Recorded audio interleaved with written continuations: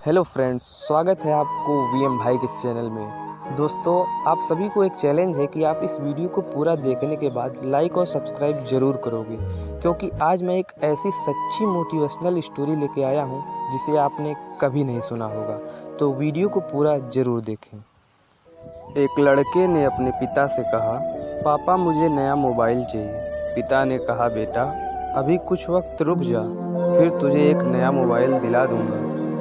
बेटे ने कहा, आपके पास मेरे लिए कभी पैसे नहीं होते। मेरे सब दोस्त अच्छे रहते हैं, किसी के पास कोई कमी नहीं है। बच्चा कहता है, केवल मेरे पास ही हर चीज़ की कमी है। अब बच्चे पैदा करना बेहद आसान है, लेकिन उन्हें पालना बेहद मुश्किल है।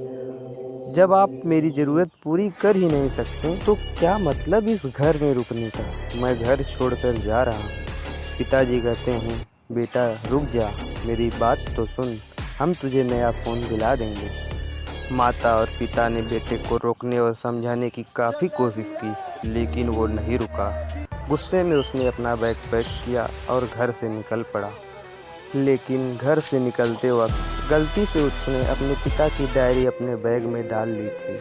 पिता की आदत थी कि वह हमेशा डायरी में कुछ न कुछ लिखा करते थे और उनकी डायरी को छूने की परमिशन किसी को भी ना थी। लड़का घर से काफ़ी दूर आ गया और थक कर बैठ गया। जब उसने वो डायरी देखा तो उसने सोचा, आखिर मिल ही गया खजाना। आज पता चल जाएगा कि मेरे पिताजी ने कहाँ कहाँ दौलत छुपा रखी है और उन्हें किन किन लोगों से पैसे लेने हैं, और सारा का सारा लेखा जोखा आज मुझे मिल जाएगा। बेटे को लगा इस डायरी में पिता की सारी लेन देन का हिसाब होगा।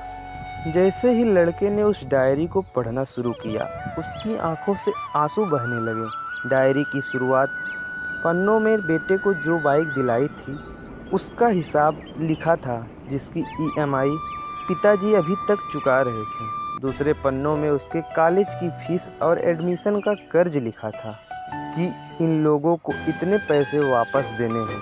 और सबसे आखिरी पन्ने पर लिखा था कि बेटे को अब मोबाइल दिलाना है, उसके लिए मुझे कौन कौन उधार दे सकता है। उन सभी लोगों के नाम लिखे हुए थे।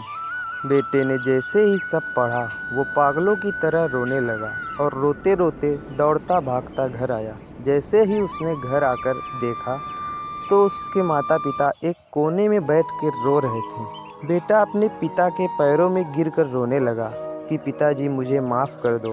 पिता ने कहा, बेटा तू मत रो, तुझे मोबाइल मिल जाएगा। बेटे ने कहा, पिताजी मुझे आपसे कुछ नहीं चाहिए। मुझे पता चल चुका है आप इस डायरी में हम लोगों से क्या छुपाते थे। अब मैं आपको कोई काम नहीं करने दूंगा।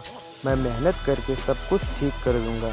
ये सुनकर पिताजी ने बेटे को गले से लगा लिया। दोस्तों, माँ बाप अपना पूरा जीवन, अपनी पूरी खुशी अपने बच्चे के लिए कुर्बान कर देते हैं, लेकिन कुछ बच्चों को लगता है कि माँ बाप ने उनके लिए कुछ नहीं किया।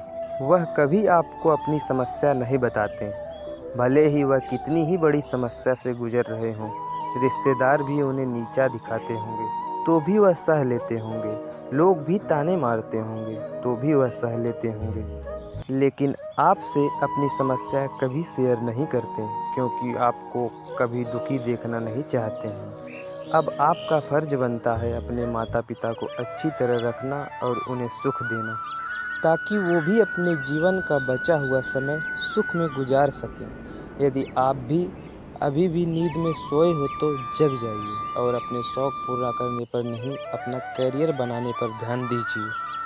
क्योंकि अगर आप अपने माँ बाप के रहते हुए कुछ नहीं कर पाए तो बाद में आप सोने का महल भी बना लोगे ना, उसमें भी आपको नींद नहीं आएगी।